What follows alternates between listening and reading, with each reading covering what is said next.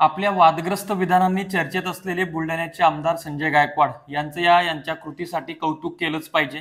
आणि मला असं वाटतं की महाराष्ट्रामध्ये 288 हे विधानसभेचे आमदार आहेत आणि 78 हे विधान परिषदेचे आमदार आहेत।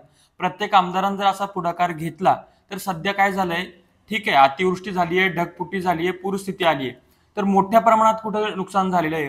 म्हणजे ज्या ज्या ठिकाणच्या जमिनी खरडून गेल्या, तसं संजय गायकवाड यांनी सांगितलं की बाबा एखाद्या शेतकऱ्याचं पीक गेलंय तर तो पुढच्या सीझन मध्ये परत पीक लावेल, पीक आणू शकतो। परंतु ज्या शेतकऱ्याची जमीनच खरडून गेली त्याला पुढचे 10 ते 15 वर्ष त्याच्यामध्ये त्याचे जाणार आहेत।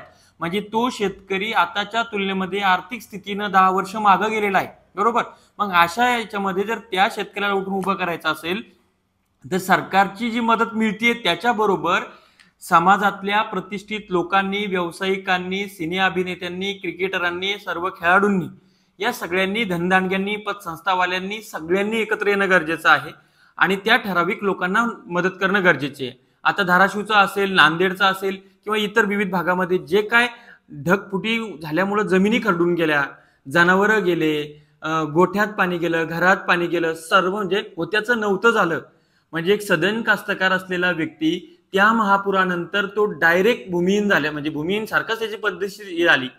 म्हणजे स्वतःच्या अंगावरचे कपडे सुद्धा दुसऱ्याचे घालायची वेळ आली, बिस्किटावर गुजराण करायची वेळ आली। तर अशा याच्यामध्ये संजय गायकवाडांनी स्वतःचे 2 प्लॉट विकून जे 25 लाख रुपये मुख्यमंत्री सहायता निधी सीएम फंडला देण्याचा निर्णय घेतला। माननीय उपमुख्यमंत्री एकनाथ शिंदे यांच्या उपस्थितीमध्ये ते देत आहेत। तर मला असं वाटतं की एक तर त्यांनी ती मदत तिकडे न देता थेट करायला पाहिजे होती, पण ठीक आहे, सीएम फंडला देत आहेत। पण आज आपण आपल्या शेतकऱ्यांच्या पोरांनी ज्या ज्या लोकांचे पार प्रीमियम भरून तिकीट काढून मूवी बघितल्या, सिरियल बघितले, त्यांचे शो बघतो, मग अशा लोकांनी जे धनदांडगे झालेले आहेत, कोट्यवधी रुपये आपल्या जीवावर त्यांनी कमवलेले आहेत, आज त्यांची नैतिक जबाबदारी नाही का? काय करतात सिने अभिनेते, सिनेसृष्टीतल्या अभिनेत्र्या, ते त्यांच्या मस्त रहो अपनी मस्ती में, मत जाओ गैरों की बस्ती में, अशा पद्धतीने ते सगळे करतायत। तर आपली सामाजिक बांधिलकी सगळ्यांनी पुढे आलं पाहिजे आणि शेतकऱ्याला सावरलं पाहिजे, कारण की हा एकमेव असा व्यवसाय आहे की तो उघड्यावर पैसे टाकायचे आणि त्याची शाश्वती नसताना तो करत राहायचा।